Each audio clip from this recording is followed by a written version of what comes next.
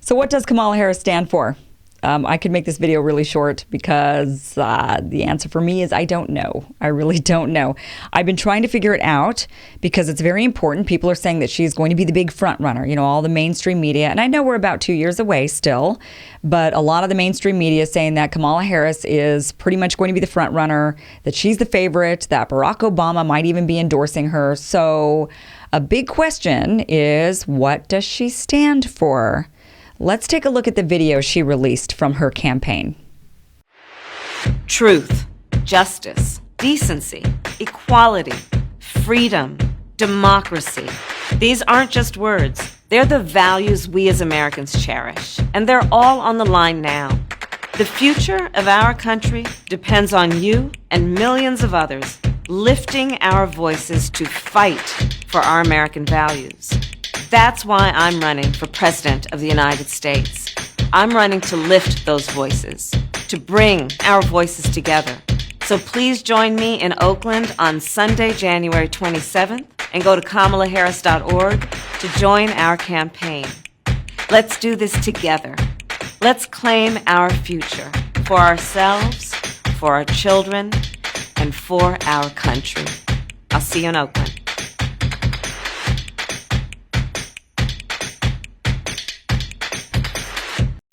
Okay, so I got nothing from that. I got that she's basically not Trump. That's pretty much what I got from that. That everything Trump is, she isn't. That she's going to be the opposite of Trump, and that's what she's going to bring back to the White House, and that's why we should vote her in for president, because she's different than Trump. She's the opposite of him. She's for truth, justice, decency, freedom, values, equality, democracy, lifting voices. So, not Trump.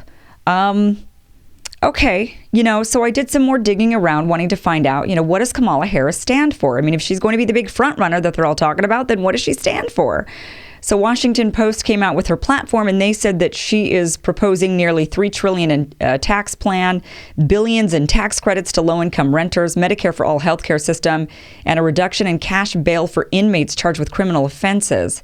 So she's got a few things on her platform. I know she's also for climate change, and there's a few others that she's talked about in various interviews. So it'll be interesting to see what's actually on her platform when she actually puts it out there. But even then, the stuff that I'm seeing right now are just little things here and there to kind of throw at us to say, well, these are the things that I'm for.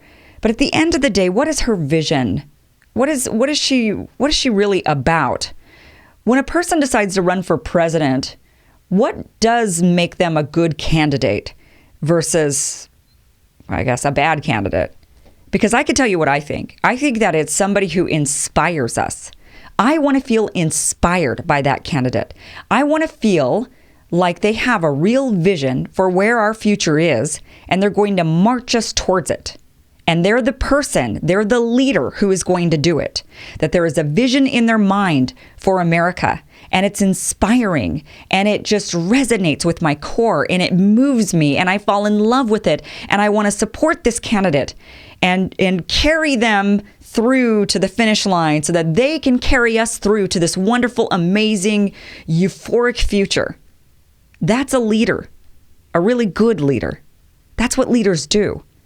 So when we're talking about these presidential candidates, that's what they've got to do if they really want to have a chance to win. And we've seen this time and time again, really beginning, at least in my lifetime, with Barack Obama. There, of course, have been others in the history of time, I'm sure, that have been extremely inspiring for the people when they listen to them.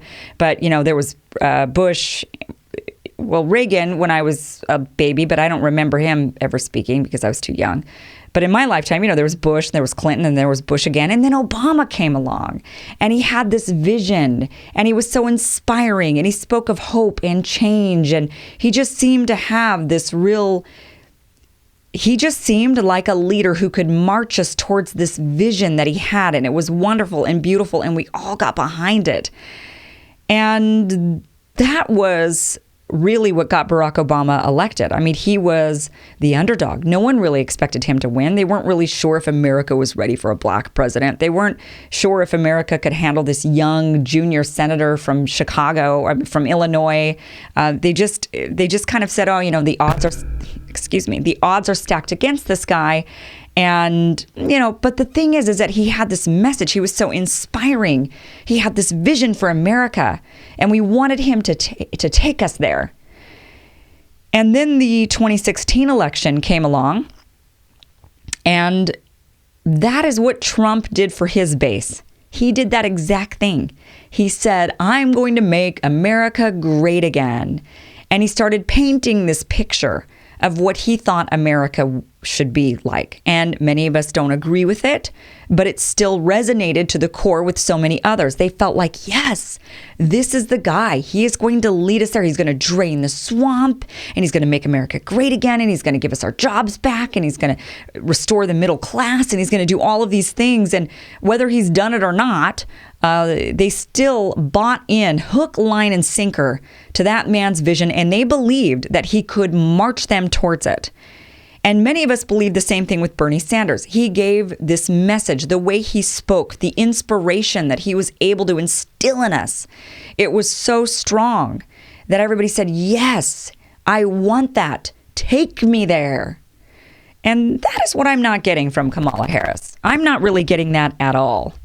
I don't really know what she stands for. And that is really the big challenge here. I just don't know what her... And now I've looked.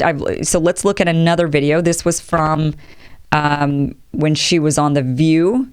She did a segment there. Where is that? I got to find it here on my computer. It's a mess. You should see my desktop. You guys would freak out if you're an OCD person. You'd be like, oh my gosh. Sometimes people see my desktop and they're like, clean that up. It's like cleaning my room. Good luck. Okay, so she was on The View. She was talking about the future of the Democratic Party, I think, or where we're at and where we should be. I'm not really sure what she was talking about. See if you can figure it out, but this is what she had to say. We are at an inflection point. If you think about it, there are emerging and descending economies. Populations are shifting for a variety of reasons, including climate change, which we should be talking more about. Technology, automation, we're going through an industrial revolution. There is so much happening right now in the world. And my concern is that in this inflection moment, let's not lose sight of what should be our vision about how we can address and deal with, one, the sources of issues that are making people feel displaced and feeling left out. Right. Yeah. But also address what we need to do to actually take charge in this growing and changing world. And there's no time for us to spend full time staring at our belly button when the world might be passing us by. And that's why I say that the rhetoric that causes division among us is not productive, and it is not reflective of who we really are as a people. And Okay, that told me nothing. That told me nothing about what her vision is for this. I mean, she's saying, we've got to figure out our place in this growing, changing world and not look at our belly button, and that we can't just let the world pass us by. Okay, fine. But what is the vision? What are we going to do? How are we going to do this? What's your plan? What's your vision for America? Because right now what I'm hearing is she's saying, we've got to get down to the root of the problem for the people who feel displaced and left out. I don't know who she's talking about specifically there, but and that's a whole different video for another day, really kind of getting into the whole identity politics thing, or pointing at certain groups and saying, I hear you, I see you, I know you don't feel heard or seen, and I just don't know who that group is that feels that way and really truly feels that way. I mean, I do know that we need to make some progress and some change, and that there's still inequality in the playing field for sure, but I really do.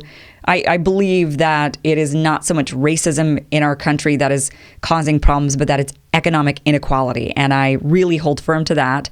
I really believe that that is the root of the problem, that when you level out the money, and I've seen it with my own very eyes, but again, that should be a different video for a different day, right? So I'll get into that another time, just sharing with you the story of my own family, the refugees who have asylum here in the United States from Vietnam, and watching the community and how it changed from being violent and poor to being prosperous and having a lot of money. But that's a different story.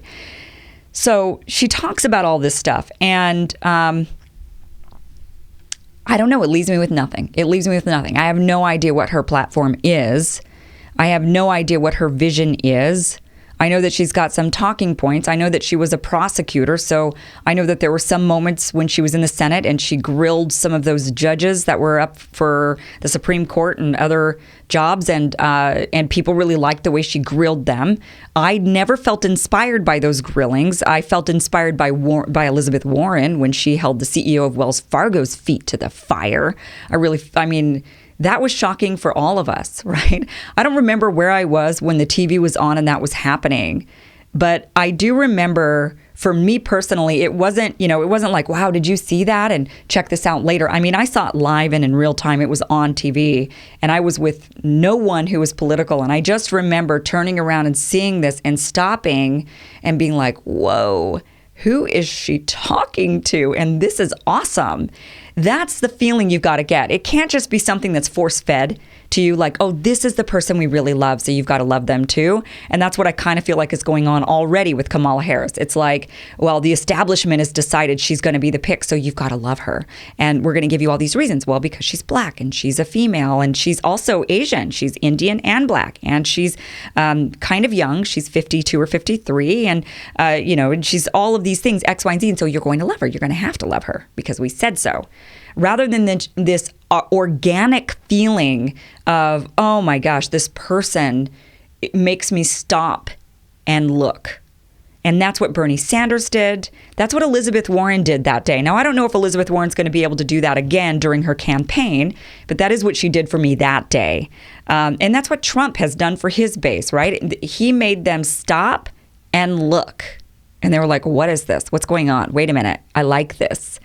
And that's what a candidate's got to do. So right now, I'm really confused by Kamala Harris because I don't understand what she's saying. She sounds to me like a politician.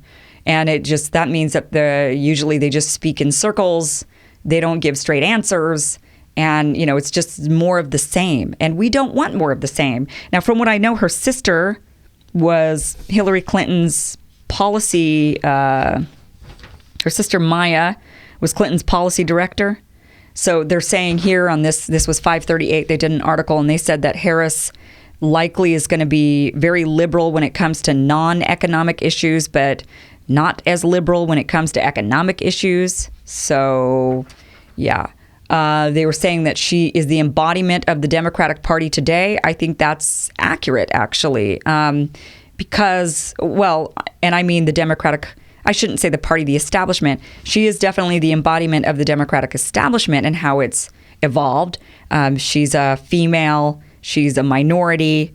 She's, like they said, liberal when it comes to social stuff and not so liberal when it comes to the economic stuff, the stuff that I think at this point in our history matters the most. I think there were there were periods before where we really did need to work for way more equality and civil rights for sure. But I think we're now at a point in our history where the big disparity is economic, and we got to fix that.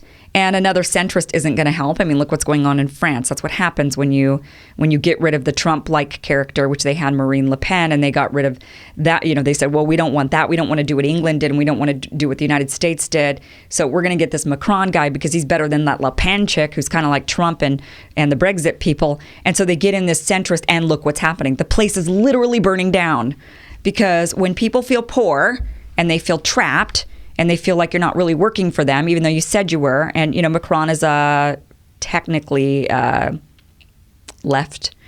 I don't know. I think he's center. So center-right, maybe even. Certainly an incrementalist and centrist and all that kind of stuff. So anyway, back to Kamala. I don't know what to... I'm just not inspired. That's just ultimately the point of this whole thing. I don't know what she stands for. The night is young. She still has 2 years basically to come up with what she stands for. But I feel like if it's not a personal conviction that comes from your core, you could just pretty much forget it. It's not going to happen. You're just going to give lip service. You're the type of candidate who is, just more, you're a career politician type. So anyway, that's my feeling right now on Kamala Harris. I'm going to go deeper at some point into her voting record and where she's getting the money and her personal wealth and all of that kind of stuff, because all of that matters. But right now, I just kind of wanted to give the general overview because, she's running, she's picking up steam. Mainstream media is talking about her as the big front runner, and she's going to get Obama's endorsement, all that stuff. And so I just wanted to know, what does she stand for?